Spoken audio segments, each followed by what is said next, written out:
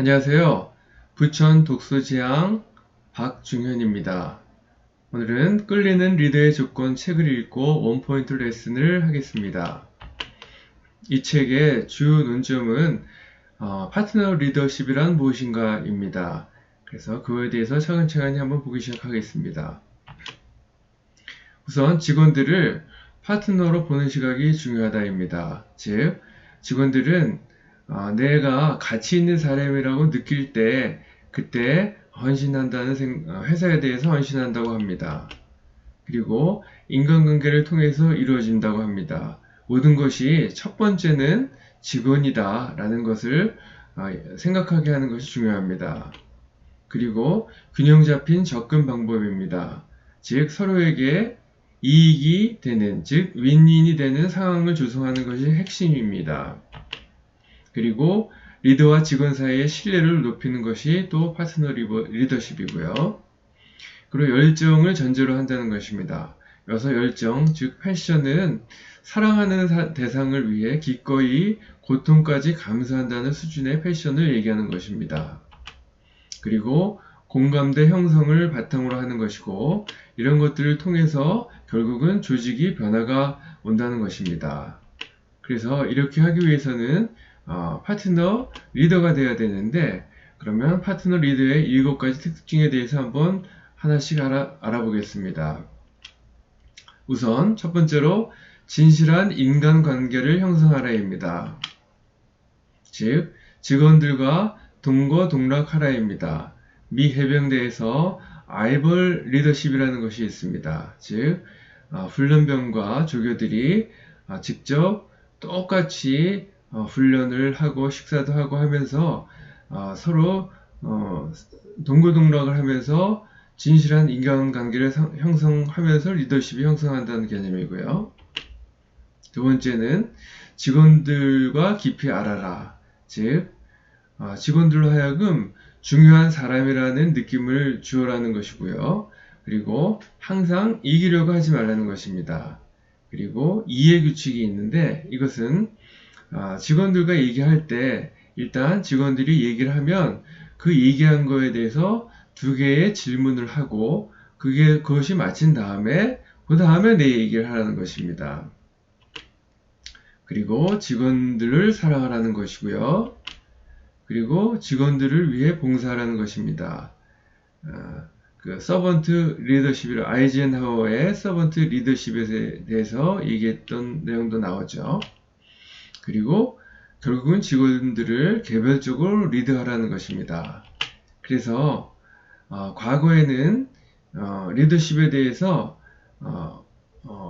이런 관점이 있었는데 현재는 어떻게 바뀌었다는 것을 한번 얘기해 보면, 과거에는 최고는 외롭다 라는 것이었는데 현재는 모든 비즈니스는 인간관계에 관한 것이다 라고 리더십에 대한 달라진 관점을 알 수가 있습니다. 두 번째는 영향력보다 가치를 중요시하라입니다. 즉 금융회사 메릴 린치 찰스 앵글의 소개처럼 가치가 영향력보다 우선한다. 즉 당신이 어떤 사람의 삶의 가치를 더하도록 할 수 있다면 사람들은 당신에게 더 많은 것을 원하게 될 것이고, 당신 곁에 있기를 원하며 당신과 사업하기를 원하고 당신에게서 물건을 사게 될 거라고 합니다. 그러면 이 가치를 더하기 위해서 어떤 것이 있는가? 20가지 방법이 있는데 다음 페이지에서 설명할 것이고, 그리고 그러면 가치를 더하기 위해서 자신에게 스스로 되물어봐야 할 3가지 질문을 한번 보면, 내가 기여하고 있는 것이 과연 특별한 것인가? 가치를 위해서. 그리고 내가 가치를 위해서 최선을 다해 기여를 했는가? 그리고 이 가치를 위해서 열정을 다해 노력을 했는가입니다. 그래서 리더의 달라진 관점을 보면은, 과거에는 직위가 경청할 수 있는 권한을 준다 했지만 현재는 가치가 경청할 수 있는 권한을 준다입니다. 그리고 앞에 페이지에서 얘기했던 리더로서 가치를 더하는 20가지 방법을 보면 이것이 20가지이지만 저희 멤버들이 한 가지 한 가지 다시 읽으면서 리마인드 하면서 그 가치를 한번 되새기는 의미에서 한 가지 한 가지 시간을 내면서 읽어보겠습니다. 첫 번째로 직원들과 1대1로 개별적인 시간을 가져라. 두 번째로 공식적으로 인정하라. 세 번째로 진심으로 칭찬하라. 네 번째, 문제가 발생하면 비판하지 말고 관심을 기울여라. 다섯 번째, 점심을 사라.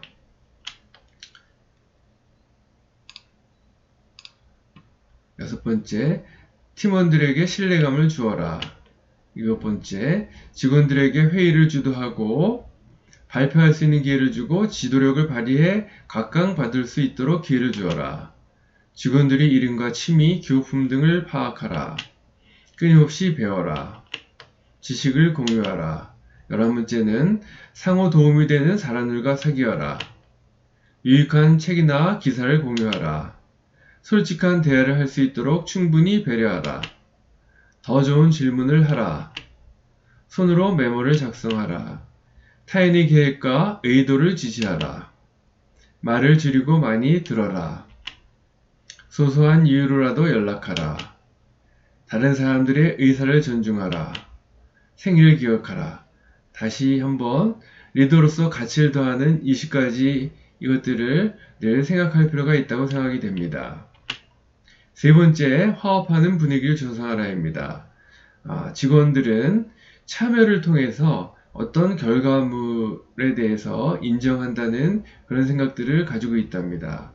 그리고 그 참여를 하고 또 공동 창조, 즉 co-creation을 통해서 그 결과물들에 대해서 그 회사에 대해 헌신하고 리더에 대해 헌신한다고 합니다. 그리고 부하 직원들이 최대한 헌신을 이끌어내기 위해서 업무에 참여하도록 하기 위한 네 가지 단계, 즉 4D에 대해서 한번 알아보겠습니다. Distraction, 산만함입니다. 리더는 직원들로 하여금 집중력을 유지하도록 해야 하며 Decision, 결정, 즉 직원들이 어떤 결정을 할 때 용기를 북돋아주고 잘 될 경우에 보상도 주며 그 잘못될 경우에도 그대로 결과를 인정하는 그런 리더십이 필요하고 discipline, 즉 훈련, 즉 목표에 대해서 일관성과 인내력을 갖고 꾸준하게 훈련할 수 있게 하는 것이 리더십의 핵심입니다. 이런 것들을 통해서 가장 높은 수준의 헌식, 즉 devotion을 통해서 전념을 통해서 가장 높은 수준의 헌신을 이끌어낼 수 있다는 것입니다. 그래서 과거에는 리더는 비전을 제시하고 부하 직원들이 동참하기를 기대한다 했지만 현재는 사람들은 자신이 참여해서 만들어내는데 기여한 것을 지지한다라고 바뀌었습니다. 네 번째, 소통하는 리더십을 발휘하라입니다. 대화하며 소통하는 기술 3단계를 보면 올바른 접근 방법을 선택하라입니다. 이럴 때 3A의 중요성을 인식하게 됐는데 첫 번째, accessibility, 접근성입니다.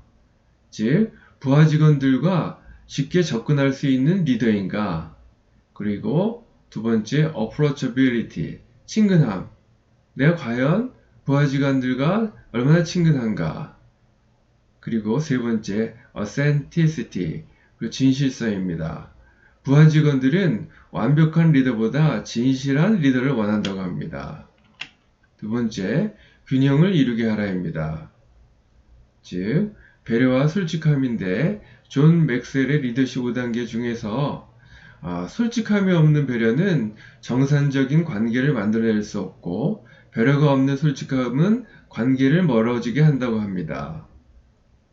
그리고 직원들의 비판에 대해 방어적인 자세가 아닌 배우는 자세로 받아들일 수 있을 만큼 충분히 성숙하고 인정되어야 한다고 합니다. 그리고 또 그 다음에는 대화형과 명령형인데 직원들에게 이야기하는가가 아니라 직원들과 이야기하는가가 중요합니다. 즉 명령형이 아니라 초청형 화법, 즉 집합적 화법. 여기서 집합적 단어는 우리에게 합시다 이런 것들을 사용하라는 것입니다. 집합적 용어를 사용하지 않더라도 질문 형식으로 바꾸면 초청형 화법으로 사용할 수 있습니다. 그리고 세 번째로 호기심과 비판적인 태도인데요. 리더는 비판적인 태도를 지향하고 호기심을 가져야 됩니다. 호기심은 질문을 만들며 비판은 질책을 하게 만듭니다. 예를 들자면 3M의 스펜서 실버가 포스트잇을 발견을 해서 커다란 회사의 3M 회사가 크게 성장할 수 있도록 도움이 줬는데요. 여기서도 비판적 태도를 취하지 않고 호기심을 주는 리더가 있었기 때문에 결국은 3M의 포스트잇이 개발되었다는 것입니다. 그리고 연결고리를 형성하라입니다. 결국은 공통점을 찾기라는 얘기인데요. 그리고 절대로 직원들하고 얘기할 때 심각하지 않게 행동하라는데 유머를 활용하라는 것입니다. 웃음의 7가지 장점이 나오죠. 웃음은 더 나은 삶을 만든다는 거, 그 7가지도 신경을 써야 됩니다. 그래서 과거에는 리더가 이야기하면 직원들은 들어야 한다인데 리더는 직원들에게 이야기하는 것이 아니라 직원들과 이야기해야 한다입니다. 그리고 5번째, 동기부여의 효과를 과대평가하지 말라입니다. 파트너 리더는 직원들이 업무를 잘 수행할 수 있도록 도와주는 것인데 변화하려는 힘과 유지하려는 힘이 서로 항상 뭔가 새로운 것을 결정을 할 때 이 2가지 힘이 서로 자신이 옳다고 자신의 주장을 얘기하곤 합니다. 이럴 때 리더는 장애물을 명확하게 식별하는 것입니다. 그래서 이 장애물을 명확하게 식별하고 그럴 것들을 해결하기 위해서 훈련을 해야 된다는 것입니다. 그래서 이 훈련을 통해서 구성원들은 사기진작이 되고 관리감독 필요성이 감소가 되며 사고 발생도 감소가 되고 이를 통해서 내부 승진을 할 수 있다는 것들을 구성원들이 생각할 수 있고 결국은 생산성이 향상된다는 것입니다.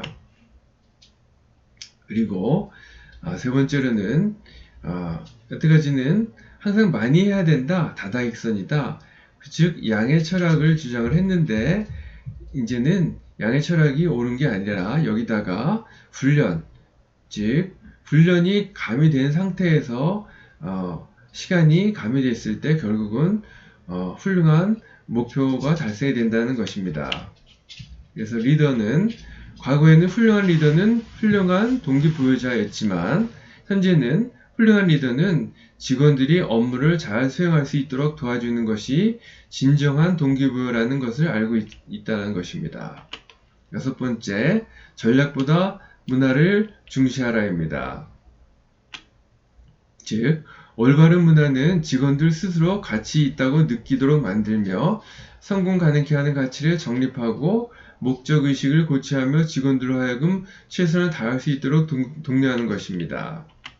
그리고 직원들의 헌신을 이끌어내기 위한 것뿐만 아니라 목적이 뚜렷해야 하는데 어떤 업무를 수행하고 있다는 것이 아니라 세상을 바꾸고 있다고 느끼면 그들은 영광을 받게 될 것이라 합니다. 그리고 리더십의 역할은 모두가 이해하는 분명하게 정의된 공통의 동기를 가진 긍정적인 문화를 창조하고 유지하는 것입니다. 책 속에서는 둥지 속 2마리 개똥쥐바퀴가 예를 들어서 나오죠. 그래서 과거에는 리더십이 비즈니스를 이끌어 간다 했지만 현재는 문화가 비즈니스를 이끌어가며 그런 문화를 형성하는 것이 리더의 역할이다로 바뀌었습니다. 마지막으로 파트너 리더는 지도자를 양성한다입니다.